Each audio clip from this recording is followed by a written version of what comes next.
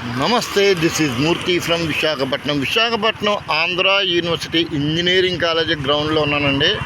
ఒక్కసారి చూడండి ఈ యొక్క క్రీడా ప్రాంగణాన్ని, ఎంత అద్భుతంగా ఉందండి. చూడండి, కుర్రాళ్ళు లేదు, ముసలాళ్ళు లేదు, ఎవ్వరూ లేదండి. అందరూ అన్ని వయసు తారతమ్యం లేకుండా ఎంత బాగా ఎంజాయ్ చేస్తున్నారు.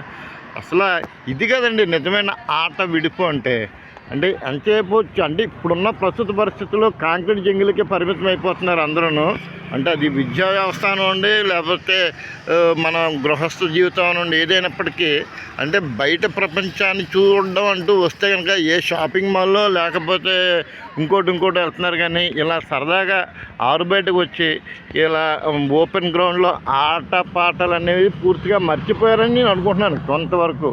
కానీ చూడండి, ఇది ఈ కాంక్రీట్ జంగిల్ విశాఖపట్నంలో అన్న నగరం నడిబొడ్డున ఉన్న ఆంధ్ర యూనివర్సిటీ గ్రౌండ్లో ఎంత అద్భుతంగా చూడండి. ప్రతి ఒక్కరు ఒక పక్కన క్రికెట్ ఆడుతున్నారు, బాస్కెట్బాల్ ఆడుతున్నారు, వాలీబాల్ ఆడుతున్నారు. ఒక్కటి కదండి, అన్ని రకాలుగా వారి దైనందిక జీవితాన్ని ఎంజాయ్ చేస్తూ గడుపుతున్నారు. ఇప్పుడు అన్ని రంగాల్లోనూ ఉండాలండి, ఒకటనే కాదు. ఇప్పుడు మనం చదువుకుంటున్నాం, ఎంతవరకు మన జీవితాన్ని మరింత సుగమం చేసుకోవడానికి, మంచి మార్గంలో నడవడానికి, మరింత ఉన్నత స్థితిలో ఉండడానికి అది ఓకే కాదంటలేదు. కానీ ఎన్ని ఉన్నా మన శారీరక దృఢత్వం కావాలన్నా, మానసిక దృఢత్వంగా ఉండాలన్నా ఆటలు పాటలు అనేది కంపల్సరీ కావాలండి. కాబట్టి మీ పిల్లల్ని వీలైనంత వరకు మరీ ఇళ్లలోనూ, హాస్టల్స్లోనూ, కాలేజీలోనూ బంధించేయకుండా అప్పుడప్పుడైనా సరే కనీసం రోజుకి 1 గంట అయినా సరే ఇలా ఆరు బయటికి పంపించే ప్రయత్నం చేయండి.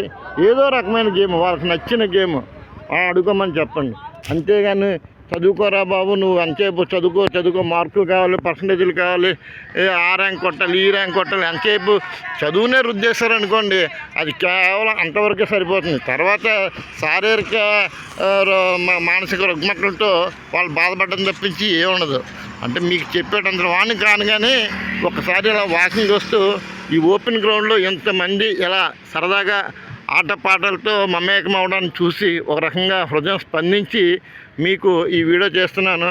వీలైనంత వరకు ఆ వయసుతో తారతమ్యం లేకుండా చిన్నవాళ్ళైనా పెద్దవాళ్ళైనా, స్కూల్ స్టేజ్లో ఉన్నా, కాలేజీ స్టేజ్లో ఉన్నా, ఎవరైనప్పటికీ కనీసం రోజుకి మార్నింగో ఈవినింగో ఏదో టైంలో వాళ్ళని ప్రేరేపించండి, వెళ్ళమని చెప్పండి, ఆడుకోమని చెప్పండి.